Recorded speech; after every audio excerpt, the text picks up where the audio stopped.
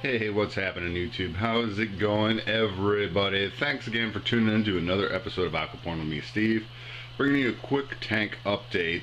It has now been about 10 days since I nuked this tank with hydrogen peroxide to get rid of my bryopsis. Just wanted to show everybody I've done 3 water changes, 3 relatively big water changes, about 40% on each one since I've done that. Just wanted to let everybody know everything is going swimmingly.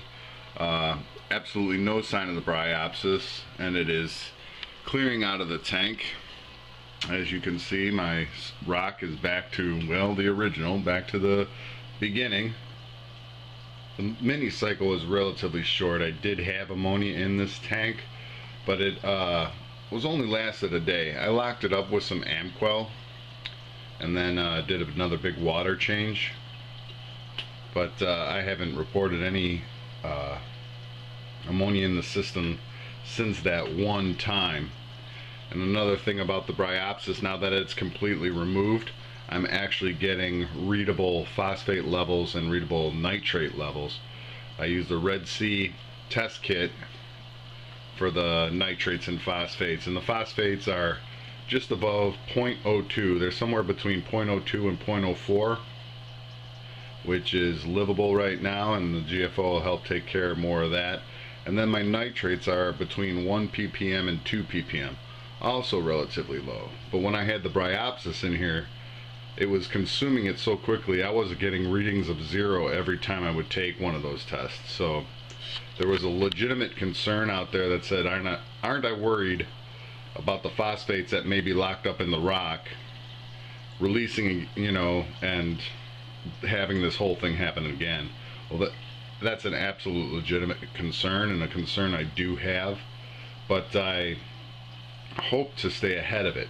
Now that I know what's happening, know the proactive measures I can take to eliminate that and what to watch for, I am hoping that now I can just stay ahead of it before it does happen again, because I'm sure it will. I'm sure these rocks are leaching phosphates, because that's the only thing I can determine where phosphates may have come from. I wasn't overfeeding the system. I wasn't, maybe some deaths and die-off in the tank itself may have contributed a little bit, but for the most part I was really being cautious about adding phosphates to the system. We just have to stay ahead of it. System reboot, as Reefer Gill called it. And hey, I just want to mention thanks to Reefer Gill. If you're not a subscriber to his channel, please go over there, check it out, subscribe. Lots of great information, really enthusiastic hobbyist, an all-around great guy. He always gives me support whether I'm doing it the right way or the wrong way. And I'm way far behind him as far as this hobby goes, and he always watches my video and gives me support. So big thumbs up for you, Reefer Gill. Thank you so much for the support, and everybody should go check him out if you haven't already.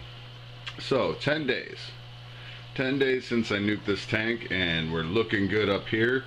Just wanted to point out some of the newer features that I'm starting with here. I'm starting over, not going to stock this tank up for about maybe a month or two. Just want to make sure everything is a-okay, because I really don't know what it did to the maturity of this tank. The tank was running almost 2 years. It'll be 2 years in March, and I really don't know what the hydrogen peroxide did on the inside. I mean, my carpet nem over here is still looking pretty good. He got a little bleached out, but that's because I probably stressed him a bunch, but he's back in action.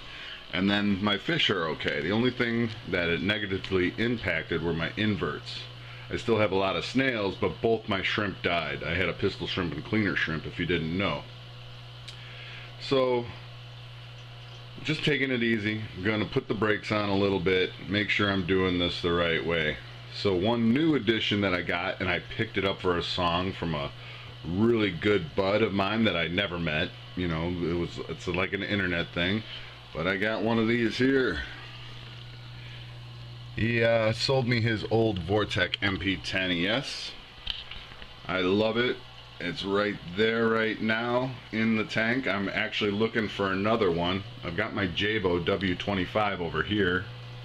I've got this on a long pulse shooting that way, and then I've got this just on its random mode. I can't remember what it's called, tidal surge mode or something along those lines, but I got a lot more flow in the tank, as you can see from the agitation on the top of the water there. So that's a positive step in the right direction, because it is definitely blowing all the crud off the bottom of the tank, and it's getting skimmed out. Now, one thing I want to talk about in this video as well is it's kind of half do-it-yourself GFO reactor, and I tapped into it with a carbon reactor, and we're going to go down below here. Okay, so here we are down below where I set up my 50% do-it-yourself GFO and carbon reactors. I call it 50% simply because these pieces right here you can purchase. Now, if you're diligent about it, you'll be able to find these at garage sales, Goodwill. I actually picked these up at an estate sale, both of them at 2 different estate sales. The one in the back I was able to pick up for $1, and that's clear, so that worked out perfect for my GFO reactor. This blue one in front came as part of a double system, and I picked that up for $3. So together I got 3 of these for $4, just the outside chamber itself. Now you're gonna have to spend a little bit of money. You could probably make something do it yourself for the inside, but my local fish store sold the bulk reef supply version of the insert for the reactors, so I bought the back one. I've picked that one up for $18, and that works well for my GFO. And then the front one, I went a little cheaper. They had like this plastic insert. I think it was for more for water purification, but I was able to pull the padding and stuff out of it. Came with a sponge, and then just drilled some more holes into it and modded it a little bit to make it practical for my application. So I have ChemiPure Elite in there right now, so it goes through the GFO, then it goes through the ChemiPure Elite, and then back into the tank. And let's see, just double check on my tumble here, see if I can get in on it. And you can't really pick that up on camera, but you want a nice low tumble on there. I'll show you the outflow of the water. So as you can see, it's not that quick or that fast. That's coming from those reactors, so it's just kind of trickling through. Contact time is key. As you can see, the pump or the sump has been on blackout. I've had that on a 3-day blackout, or 3 days. I've had it blacked out since I ran into the problem. I pulled all my Chaeto, and hopefully what's left in there is dying out. As you can see, there's some little green tufts here and there, and I can't believe after 10 days of no light that it's still actually green and kicking, but it makes for manual removal of it relatively easy. I just wanted to give you a quick heads up. I can't be more relieved. I'm actually excited about the hobby again, because I'm not coming home going, what the hell am I going to do about this, and why isn't this going away?